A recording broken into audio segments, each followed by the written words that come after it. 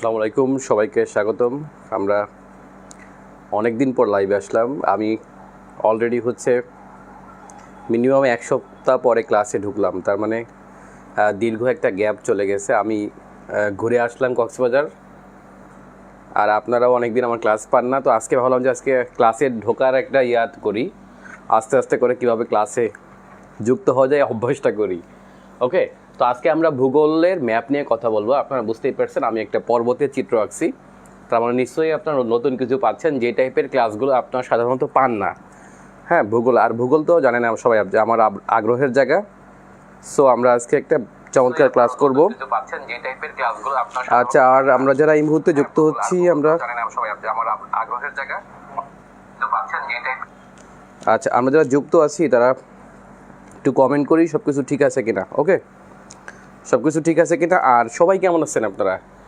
আপনার সাথে অনেক দিন দেখা হয় না, আমরা আবারও লাইভে ফিরবো। প্রায় আমি এখন থেকে চেষ্টা করবো যে প্রত্যেক দিন একটা করে লাইভ, সেটা হবে বিভিন্ন বিষয় নিয়ে।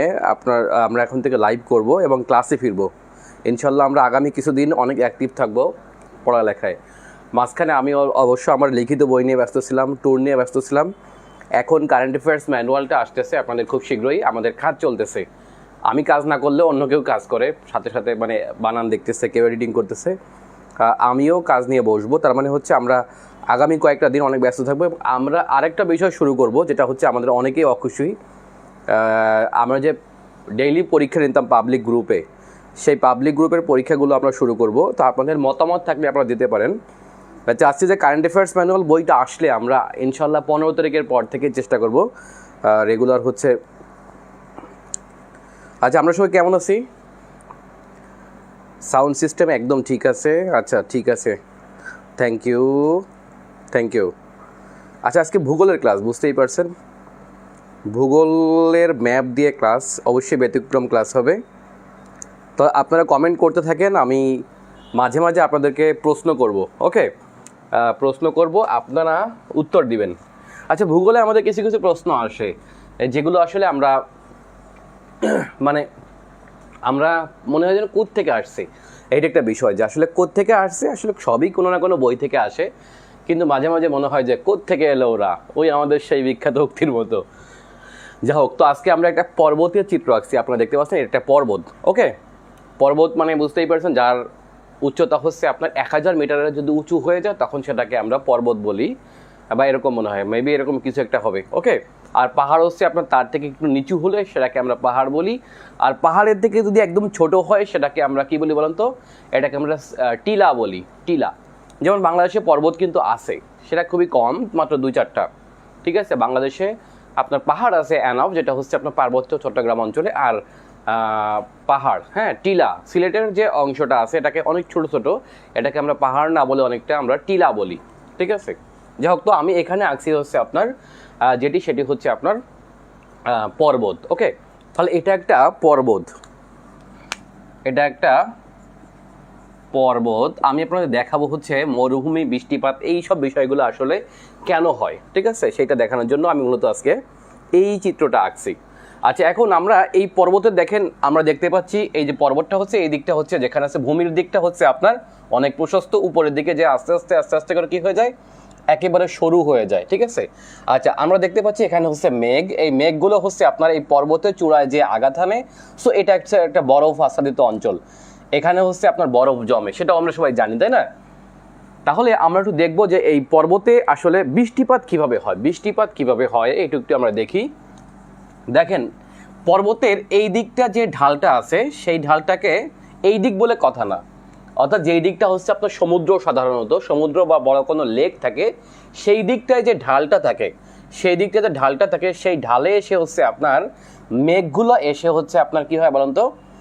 মেঘগুলো আপনার সেই দিকটা এসে আঘাত হানে, এবং আঘাত হানলে অর্থাৎ এই দিকটায় যে আপনার জলীয় বাষ্পপূর্ণ বাতাসটা এসে আপনার পর্বতের যেই ঢালটায় লাগে, সেই ঢালটাকে বলা হয় আপনার প্রতিবাদ ঢাল। এটার নাম কি? এই ঢালটার নাম হলো প্রতিবাদ ঢাল।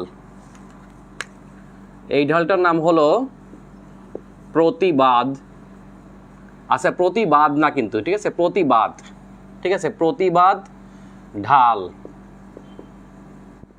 তাহলে প্রতিবাদ ঢাল কি? ঠিক আছে, প্রতিবাদ ঢাল হচ্ছে পর্বত, পাহাড় বা পর্বতের যেই ঢালে জলীয় বাষ্পপূর্ণ বায়ু অথবা মেঘ আঘাত হানে এবং সেখানে হচ্ছে আপনার বৃষ্টিপাত ঘটায়, সেই ঢালটাকে বলা হয় হচ্ছে আপনার প্রতিবাদ ঢাল। যেমন এইটা পর্বতের এই দিকটা হচ্ছে আপনার প্রতিবাদ ঢাল আমরা দেখতে পাচ্ছি, অর্থাৎ এইখানে হচ্ছে আপনার বৃষ্টিপাত হয়। যদি আমরা এই পর্বতটাকে হিমালয় ভাবি, এই পর্বতটাকে যদি আমরা হিমালয় হিসেবে কল্পনা করি, তাহলে আমরা দেখতে পাবো যে হিমালয়ের এই দিকটাই হচ্ছে আপনার, এই দিকটা মানে হচ্ছে এই দিকে হচ্ছে আপনার বঙ্গোপসাগর। কি সাগর বলুন তো?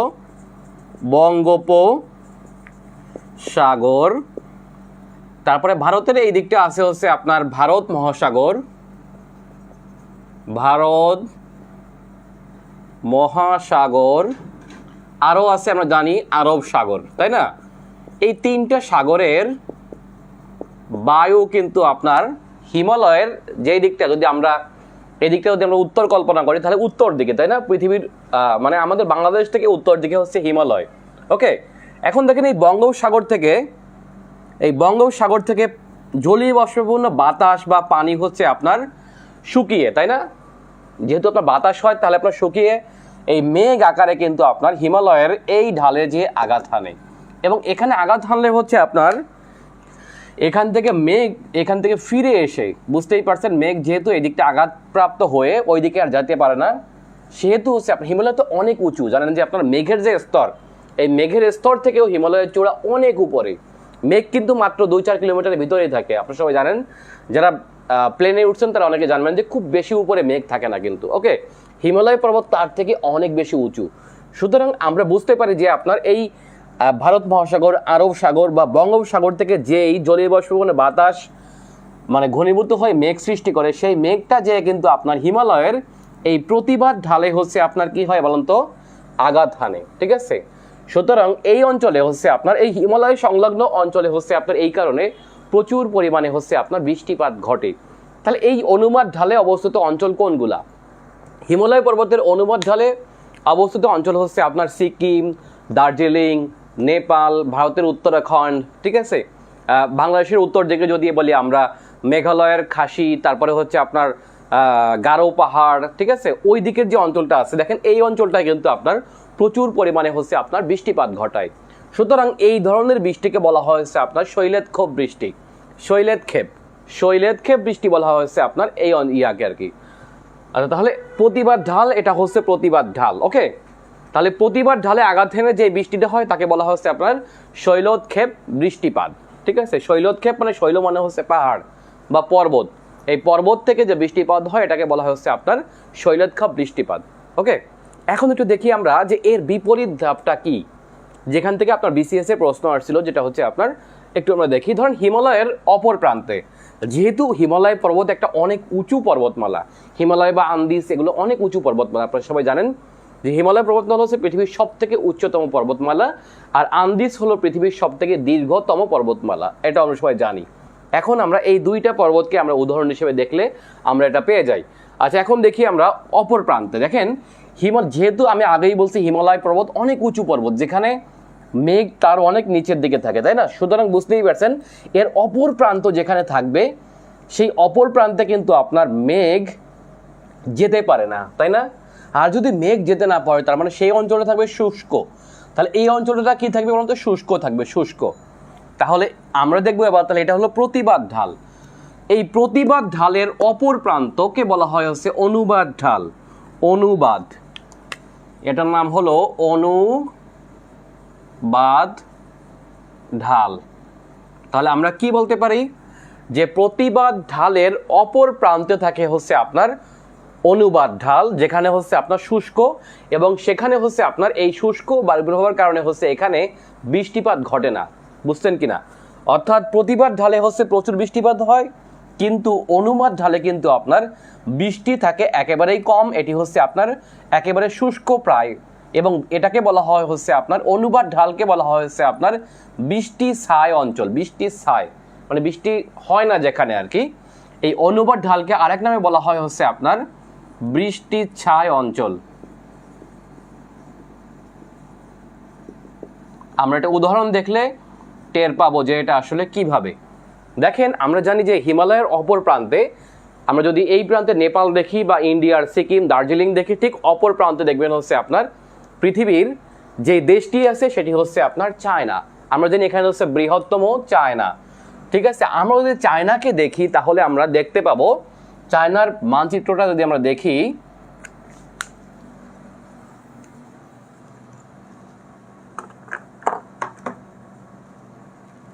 ব্ল্যাক পেন কই, আচ্ছা দেখেন এই হিমালয়ের অপর প্রান্তে অবস্থিত হচ্ছে আপনার চীন, ওকে।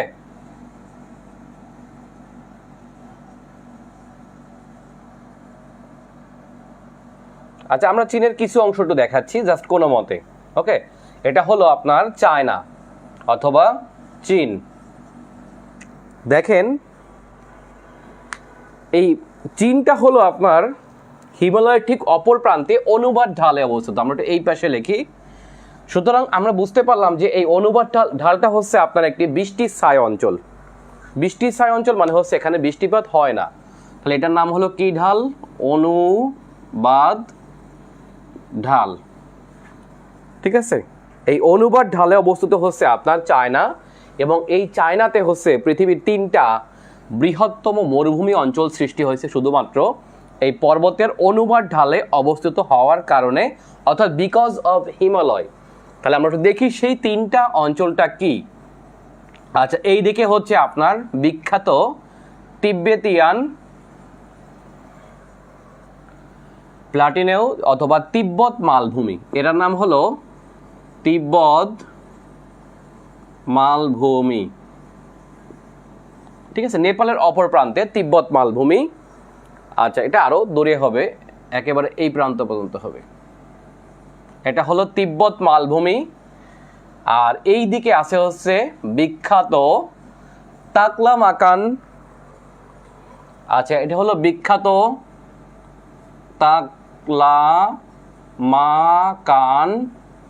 মরুভূমি বা তাকলামাকান ডেজার্ট, ওকে। অথবা এটাকে তিব্বতিয়ান প্লাটিনেউ। আর এই দিকটা হচ্ছে গ্রেট গোবি। আমরা সবাই জানি যে গোবি হলো একেবারে not only China but also Mongolia পর্যন্ত বিস্তৃত একটা বিখ্যাত মরুভূমির নাম হচ্ছে আপনার গোবি মরুভূমি, ওকে। এই দিকটা কিন্তু আপনার এখানকার যে দেশটার নাম হলো মঙ্গোলিয়া, মঙ্গোলিয়া,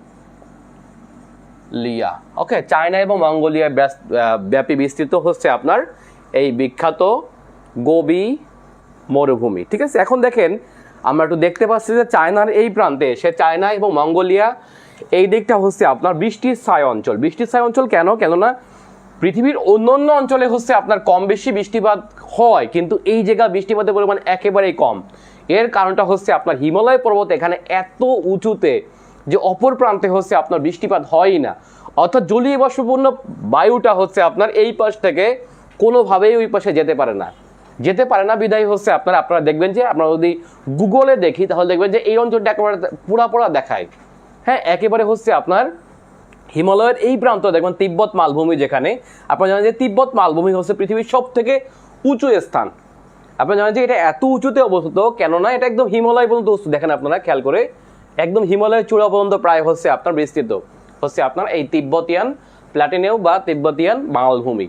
এটা হচ্ছে, এবং জানেন যে আপনার এই তিব্বতের রাজধানী যে লাসা, এটি হচ্ছে পৃথিবীর সব থেকে উঁচুতে অবস্থিত হচ্ছে রাজধানী, ঠিক আছে, সবচেয়ে উঁচুতে, কেননা এটা হলো হিমালয়ের ঢালে অবস্থিত, ঠিক আছে।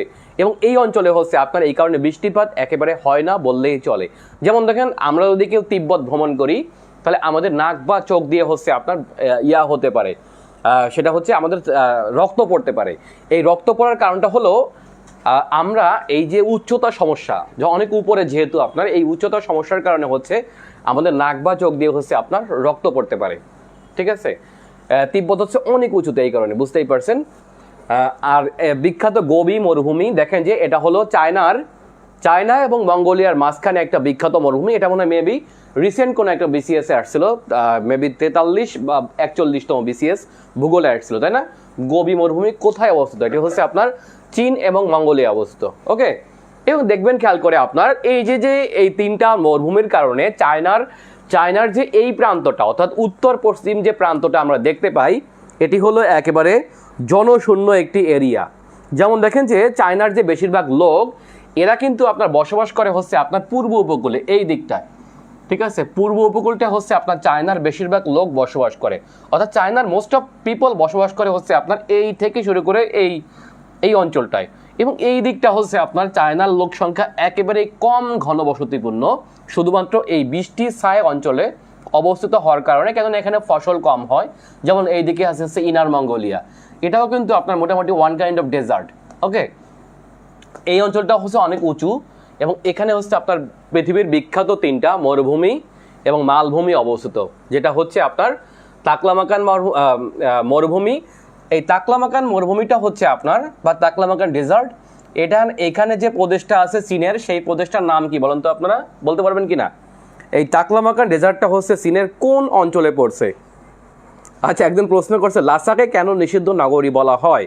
আচ্ছা, লাসা বৌদ্ধ ধর্মের লোকদের কাছে একটা পবিত্রতম স্থান। তিব্বতের রাজধানী লাসা, এটা হচ্ছে একেবারে ধরেন এটা যদি হিমালয় হয় এখান থেকে খুব বেশি দূরে নয়, ঠিক আছে?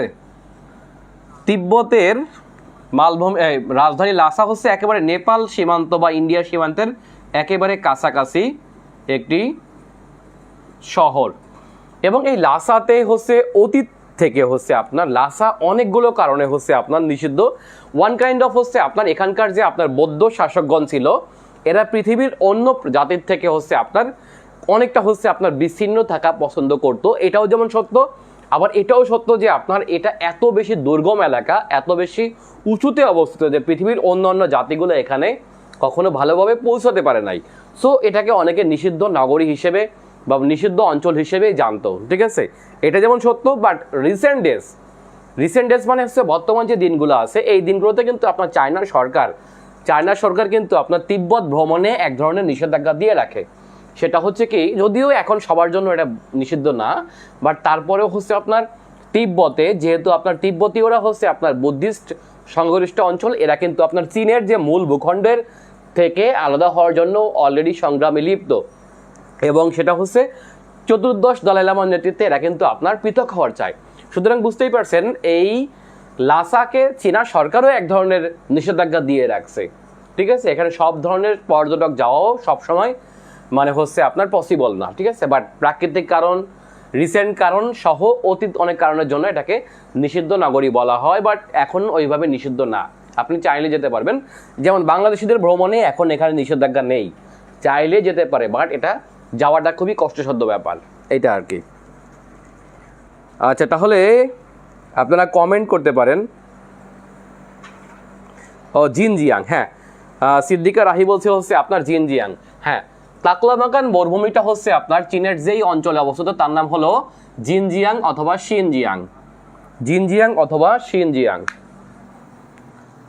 এটি হলো চীনের জিনজিয়াং।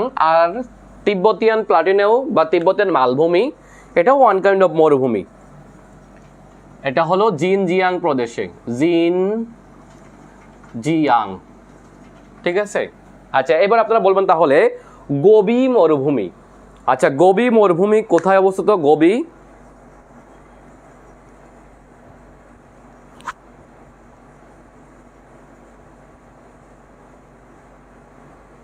আচ্ছা, বিখ্যাত গোবি মরুভূমি কোথায় অবস্থিত বলেন তো? গোবি মরুভূমি। আচ্ছা, আমরা আরেকটা মরুভূমি আলোচনা করব, যেহেতু আপনাদের এটা বুঝতে সুবিধা হবে। আচ্ছা, বিখ্যাত গোবি মরুভূমি এটা কোন কোন দেশে অবস্থিত আমি একটু আগে বলছি, আপনারা বলবেন। বিখ্যাত গোবি মরুভূমি কোথায় অবস্থিত?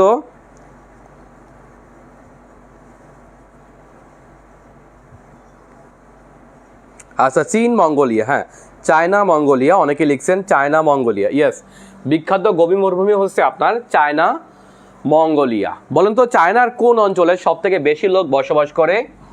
চায়নার কোন অঞ্চলে সব থেকে বেশি লোক বসবাস করে, অর্থাৎ চায়নার যে মূল জাতিগোষ্ঠী যাকে বলা হয় হান জাতিগোষ্ঠী। ওকে, এই হান জাতিগোষ্ঠী কিন্তু বেশিরভাগ বসবাস করে হচ্ছে আপনার এই অঞ্চলটায়, অর্থাৎ চায়নার যে পূর্বাঞ্চলটা। ওকে, চায়নার পূর্বাঞ্চলে হচ্ছে আপনার হান জাতির লোকেরা সব থেকে বেশি বসবাস করে। আচ্ছা, এবার আমরা আরেকটা মরুভূমি দেখব, সেটাও একই রকম হচ্ছে আপনার বৃষ্টি ছায় অঞ্চলে অবস্থিত। ঠিক আছে, সেটাও একই রকম বৃষ্টি ছায় অঞ্চলে অবস্থিত। অর্থাৎ যদি আমরা দেখি বিখ্যাত আতাকামা, আপনারা এটা লাগলে স্ক্রিনশট দিয়ে রাখেন অথবা আপনারা পরবর্তীতে ভিডিওটা টেনে দেখতে পারবেন। ওকে, আচ্ছা, এবার আমরা আরেকটা বিখ্যাত মরুভূমি দেখব, সেটি হচ্ছে গ্রেট আতাকামা মরুভূমি। গ্রেট আতাকামা মরুভূমি কোথায় অবস্থিত? আপনারা একটু সবাই কমেন্ট করেন, তার আগে আমি একটু চিত্র আঁকি। আচ্ছা, গ্রেট আতাকামা মরুভূমি কোথায় অবস্থিত? গ্রেট আতাকামা মরুভূমি কোথায় অবস্থিত? আচ্ছা, আমরা আরেকটা বিষয় জানি যে পৃথিবীর সবচেয়ে দীর্ঘতম পর্বতমালা হচ্ছে আন্দিজ পর্বতমালা। এটা আমরা সবাই জানি, তাই না? পৃথিবীর সবথেকে দীর্ঘতম পর্বতমালা হলো আন্দিজ পর্বতমালা। তার আগে আমরা একটু দক্ষিণ আমেরিকা মহাদেশের একটা মানচিত্র আঁকার চেষ্টা করব।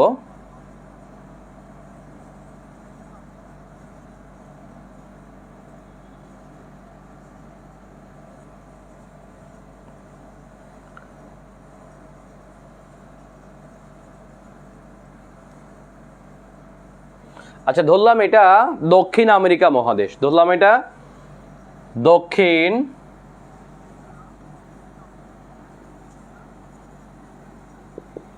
আমেরিকা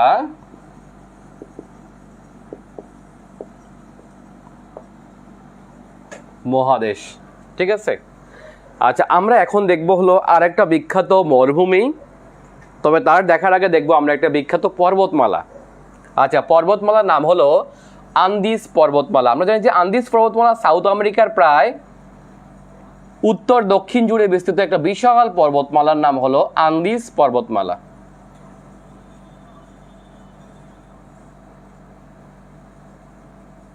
এই যে মাঝখানে আমি দেখাচ্ছি, এটি হলো আন্দিজ পর্বতমালা। পর্বতমালার নাম হলো কি? আন্দিজ পর্বতমালা, বিশাল লম্বা। ঠিক আছে, এটাও অন্যতম উচ্চতম, বাট হিমালয়ের থেকে কম উচ্চতা কিন্তু। আচ্ছা, তাহলে এটার নাম হলো কি? এটি হলো আন্দিজ পর্বতমালা। আমরা জানি যে পৃথিবীর সব থেকে সরু দেশ বলা হয় কোন দেশকে বলেন তো? পৃথিবীর সবচেয়ে সরু দেশ বলা হয় হচ্ছে আপনার চিলিকে, চিলি। তাহলে এই পর্বতমালার নাম হলো কি? আন্দিজ পর্বতমালা। আপনারা বলেন তো আন্দিজ পর্বতমালার ডান দিকে কি, ডান দিকে কি আছে, যেটা আমি দেখাচ্ছি এই দিকটায়। ওকে, আন্দিজ আপনি জানেন যে একদিকে হচ্ছে আপনার মরুভূমি, আর একদিকে হচ্ছে আপনার বিখ্যাত ডেজার্ট, যেটার নাম হলো আতাকামা মরুভূমি। ওকে, গ্রেট আতাকামা মরুভূমি বা আতাকামা ডেজার্ট, এটা একদিকে, আর একদিকে হচ্ছে আপনার আমাজন বন। ঠিক আছে, এখন বলতে হবে কোন দিকে আমাজন, বলেন তো? আচ্ছা, আমরা একটু কমেন্ট করি যে এটা কোন দিকে আমাজন। মানে এই চিত্রে আমি যে দেখাচ্ছি এটা হলো ডান দিকে। ওকে, আচ্ছা, একটু বলে রাখা দরকার যে এই আন্দিজ পর্বতমালার ডান দিকে হলো বিখ্যাত আমাজন, কি বলেন তো, বনাঞ্চল। এই দিকেও হচ্ছে আমাজন বনাঞ্চল।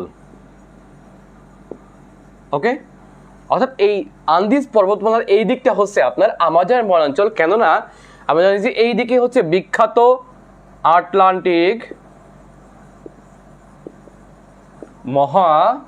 মহাসাগর। ওকে, আমরা জানি যে বায়ু প্রবাহের কিছু দিক আছে, সুতরাং বুঝতেই পারছেন যে এই দিকে যে এই আটলান্টিক মহাসাগরের যেই জলীয় বাষ্পীভবন বায়ু, এটা হলো এই দিকটা এসে হচ্ছে আপনার এই আন্দিজ পর্বতমালার অনুবাদ ঢালে হচ্ছে আঘাত হানে, তাই না? আঘাত হানে। সুতরাং বুঝতেই পারছেন এই আন্দিজ পর্বতমালায় হচ্ছে আপনার এখানকার এই যে জলীয় বাষ্পপূর্ণ বায়ু আটলান্টিক মহাসাগর থেকে উঠতেছে, এটা হচ্ছে আপনার এই আন্দিজ পর্বতমালায় হচ্ছে আপনার যে আঘাতপ্রাপ্ত হয়। সো বুঝতেই পারছেন কোন ঢালে হচ্ছে আপনার আঘাতপ্রাপ্ত হয়, সেটি হচ্ছে আপনার প্রতিবাদ ঢালে।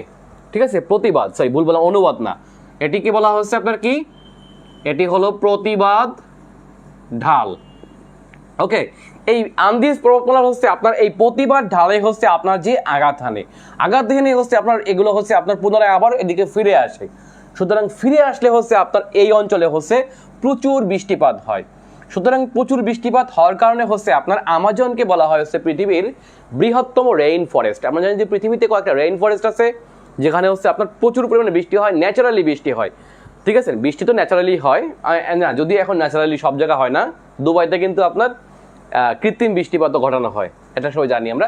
সো পৃথিবীতে এই যে প্রচুর পরিমাণে বৃষ্টিপাত হয়, এর কারণে হচ্ছে পৃথিবীর 3টা বৃহত্তম যেই রেইন ফরেস্ট আছে, সেই 3টা রেইন ফরেস্ট হচ্ছে আপনার 0 ডিগ্রি বরাবর। ঠিক আছে, একেবারে 0 ডিগ্রি বরাবর হচ্ছে পৃথিবীর 3টা রেইন ফরেস্ট। আপনারা সবাই জানেন পৃথিবীর 3টা বিখ্যাত রেইন ফরেস্ট হচ্ছে আপনার নিরক্ষরেখা বরাবর। ঠিক আছে, এটার মান যদি আমি বলি 0 ডিগ্রি, এই 0 ডিগ্রি বরাবর হচ্ছে পৃথিবীর 3টা রেইন ফরেস্ট। তার বৃহত্তম হচ্ছে আপনার অ্যামাজন রেইন ফরেস্ট।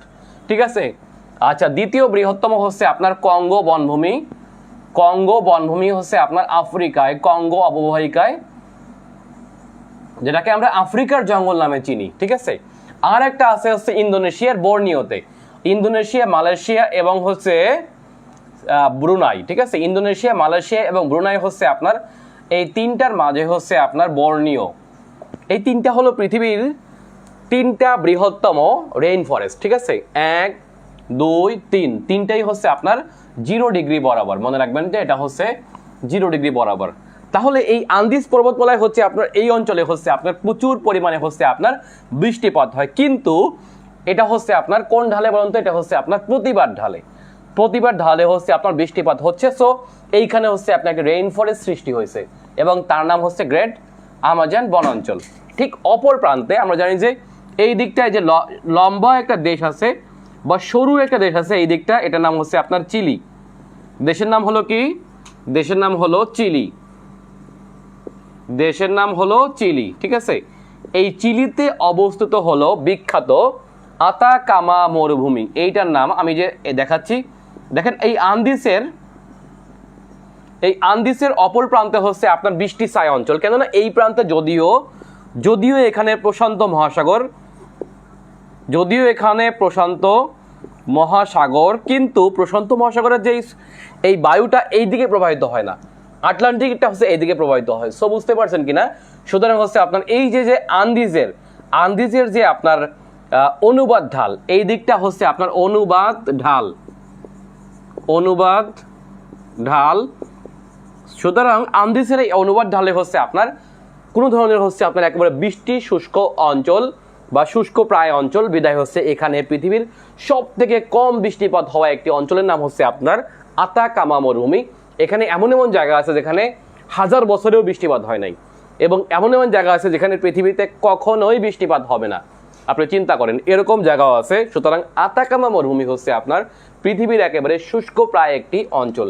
অথচ তার অপর প্রান্তে যদি আমরা দেখি, এই জাস্ট একটু পর্বতটা অতিক্রম করলে অপর প্রান্তে হচ্ছে আপনার একেবারে ভিন্ন চিত্র, যেখানে হচ্ছে আপনার বাতাস ওইদিকে এসে ওই অঞ্চলটা হচ্ছে আপনার রেইন ফরেস্ট সৃষ্টি করছে।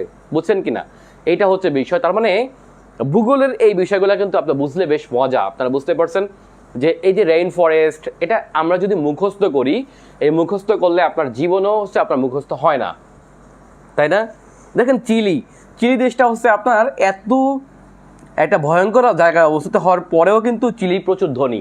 আপনারা জানেন যে চিলি কিন্তু লাতিন আমেরিকার মধ্যে মাথাপিছু আয় সব থেকে বেশি, এবং ইউএনডিপির যে ইয়াটা আছে আর কি, মানব উন্নয়ন সূচক আছে, তার জরিপে হচ্ছে আপনার পুরো লাতিন আমেরিকার সব থেকে মানব উন্নয়নে এগিয়ে হচ্ছে আপনার চিলি। এদের মাথাপিছু আয় সব থেকে বেশি লাতিন আমেরিকার মধ্যে। এর বড় কারণটা হচ্ছে আপনার আতাকামা মরুভূমি হলেও এখানে কিন্তু আপনার পৃথিবীর বৃহত্তম তামার খনি অবস্থিত, তামার খনি। সো এই চিলি হচ্ছে আপনার তামার কারণে, কপারের কারণে, কিছু হচ্ছে আপনার খনিজ দ্রব্যের কারণে কিন্তু সেখান থেকে এগিয়ে গেছে।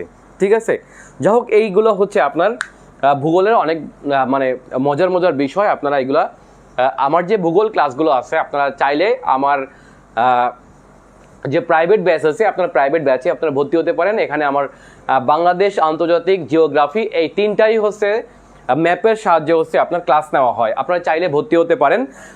আর যারা লিখিত পরীক্ষা দিচ্ছেন তারা কিন্তু আমাদের লিখিত বইটা একটু দেখি। আমার যে ম্যানুয়াল লিখিত আন্তর্জাতিক বিষয়গুলি বইটা হচ্ছে এই মুহূর্তে বাজারে পাওয়া যাচ্ছে। অলরেডি আমাদের প্রথম ছাপার বই শেষ, দ্বিতীয় ছাপার বইগুলো নতুন করে পাওয়া যাবে, বাট এডিশন আসবে না, এটা বুঝতে হবে। এটা আমাদের ম্যানুয়াল লিখিত আন্তর্জাতিক বিষয়গুলি এই মুহূর্তে আমাদের বেশ ভালো চলা একটা বই। আপনারা জানেন যে বেশ কয়েকটি ওয়েবসাইটের দৃষ্টিতে এটা হচ্ছে আপনার টপ বিক্রি হওয়া বই এই মুহূর্তে, মানে লিখিত ক্যাটাগরিতে। সো আপনারা চাইলে এটা সংগ্রহ করতে পারেন, যেখানে হচ্ছে আমাদের অনেকজন বিসিএস ক্যাডার এখানে হচ্ছে সময় দিয়েছেন। আমি সহ আমার সাথে হচ্ছে কে এম রাফসান রাব্বি বিসিএস প্রশাসনে 48তম, মাহির জাহান আমিন ভাই বিসিএস প্রশাসনে হচ্ছে আপনার 49তম সহ আরও অনেকে সময় দিয়েছেন কম বেশি। সুতরাং আপনারা বইটা সংগ্রহ করতে পারেন। এবং এটা একটা বই না, এটা হলো বিসিএস ক্যান্ডিডেট যারা হচ্ছে সফল হওয়াদের একটা নোটের সংগ্রহ। সুতরাং আপনারা চাইলে বইটা সংগ্রহ করতে পারেন। অথবা যারা লং টাইম ধরে প্রস্তুতি নিচ্ছেন, যেহেতু আমাদের সামনের বিসিএসগুলো আমরা সবাই জানি যে একটার পর একটা মানে খুব ঘন ঘন বিসিএস হবে এবং কম সময় পাবো, আমরা 1 বছরের মধ্যে বিসিএস এর কার্যক্রম শেষ হবে। সুতরাং আপনারা চাইলে হচ্ছে বইটা সংগ্রহ করে রাখতে পারেন, এখনই এসব বিষয় পড়ে রাখতে পারেন। এটা আপনার প্রিলিমিনারিতেও বেশ হেল্প হবে, বাট লিখিতের জন্য আপনি অনেক এগিয়ে যাবেন। কারণ আপনি প্রিলিমিনারি টিকে যদি আপনি লেখা মানে লিখিত পড়ার সুযোগ না পান, তাহলে আপনি কিভাবে টিকবেন?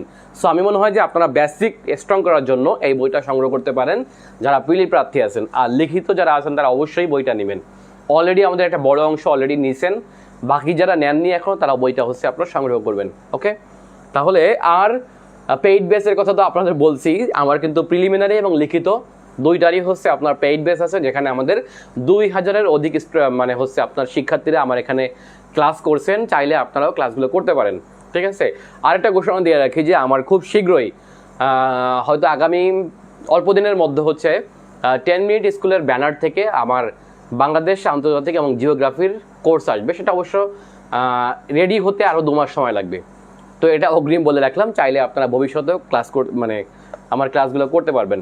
তাহলে আজকের মতো আমরা এখানে শেষ করব। আপনারা ভালো থাকবেন, এবং কোন বিষয়ে ক্লাস পেলে ভালো হয় আপনারা একটু কমেন্ট করবেন। আর এই সব ভিডিওগুলো আপনারা মানে কোন বিষয়ে ক্লাস নিলে ভালো হয়, বিশেষ করে ম্যাপ রিলেটেড, যেগুলো আসলে আপনারা বুঝেন না, ঠিক আছে, বিশেষ করে আপনারা বুঝেন না সেই সব বিষয়গুলো হচ্ছে আমরা ম্যাপের সাহায্যে আমি চেষ্টা করবো আপনাদেরকে বুঝিয়ে দেওয়ার জন্য, ঠিক আছে। আচ্ছা, আর আমার বইগুলো কোথায় পাওয়া যায় সেই বিষয়টা একটু অনেকে জানতে চেয়েছেন। ঢাকায় তো বললাম, ঢাকার নীলক্ষেত অ্যাভেলেবেল, নীলক্ষেতে আপনি যে কোনো লাইব্রেরিতে পাবেন। মিরপুর 10-এ হচ্ছে আপনার এশিয়া, ঝর্ণা এবং গীতাঞ্জলি লাইব্রেরি। বাংলা বাজারের যে কোনো বড় লাইব্রেরিতে আপনি পাবেন। আচ্ছা, ঢাকার বাইরে হচ্ছে আপনার সিলেটে হচ্ছে আপনার সামি লাইব্রেরিতে পাওয়া যায়, ঠিক আছে। তারপরে হচ্ছে আপনার ময়মনসিংহে হচ্ছে আপনার বিপুল ফটোস্ট্যাট এবং হচ্ছে আপনার আকন্দ লাইব্রেরি। রাজশাহীতে হচ্ছে আমার বইটা পাওয়া যায় হচ্ছে আপনার বই বিচিত্রায়, আপনার বই বিচিত্রায় থেকে নিতে পারবেন। অথবা আরও অনেক লাইব্রেরি আছে, আমি সবগুলো নাম জানি না। আচ্ছা, রংপুরে পাবেন, রংপুরে যে কোনো লাইব্রেরিতে পাবেন বড় লাইব্রেরিগুলো। তারপরে হচ্ছে রাজশাহী তো বললাম। আচ্ছা, দিনাজপুরে হচ্ছে আপনার গ্রিন লাইব্রেরিতে আপনারা পাবেন। এর পাশাপাশি কয়েকটা লাইব্রেরিতে পাবেন। আচ্ছা, চট্টগ্রামে হচ্ছে আপনার দোলনচাপা বুকল্যান্ড। আচ্ছা, খুলনায় হচ্ছে আপনার আফিয়া বুক এবং গ্রাজুয়েট। যশোরে হচ্ছে আপনার জনতা লাইব্রেরি। এই ধরনের লাইব্রেরিগুলো আপনার সব মানে করলে পাবেন। অথবা যদি বলেন সিরাজগঞ্জ, আচ্ছা সিরাজগঞ্জে হচ্ছে আপনার মনি লাইব্রেরি অথবা মনির লাইব্রেরি। বরিশালে হচ্ছে আপনার কলেজ লাইব্রেরি, আশরাফিয়া লাইব্রেরি। গোপালগঞ্জে নাকি পাওয়া যাচ্ছে না, আমি জানি না কিভাবে, আমার নিজের জেলা অথচ। আচ্ছা, না পেলে আমি হচ্ছে আপনাদেরকে পাঠাই দিব। আচ্ছা, তারপরে হচ্ছে আপনার ফরিদপুরে হচ্ছে মুসলিম লাইব্রেরিতে আপনারা বললে ওখান থেকে পাবেন, ঠিক আছে। আর যে কোনো জেলা শহরে, যেমন হচ্ছে আপনার হবিগঞ্জে হচ্ছে আপনার স্টুডেন্ট লাইব্রেরি। যে কোনো জেলা শহরের হচ্ছে আপনার ভালো 2-1টা লাইব্রেরির মধ্যে একটা আপনি পাবেন, যেখানে হচ্ছে চাকরির বই বিক্রি করে, অথবা যারা হচ্ছে ঢাকার থেকে বই নিয়ে বিক্রি করে, এরা হচ্ছে আপনাকে এনে দিবে বললে। তাহলে সবাই ভালো থাকবেন। আর যদি না পান একান্ত, তাহলে আমাকে কমেন্ট করবেন অথবা আমাকে ইনবক্স করেন, আমি আপনাদেরকে বইটা পাঠাই দিব। বইয়ের মূল্য হচ্ছে আপনার 280 টাকা। সবাই ভালো থাকবেন, আল্লাহ হাফেজ, গুড নাইট, আসসালামু আলাইকুম।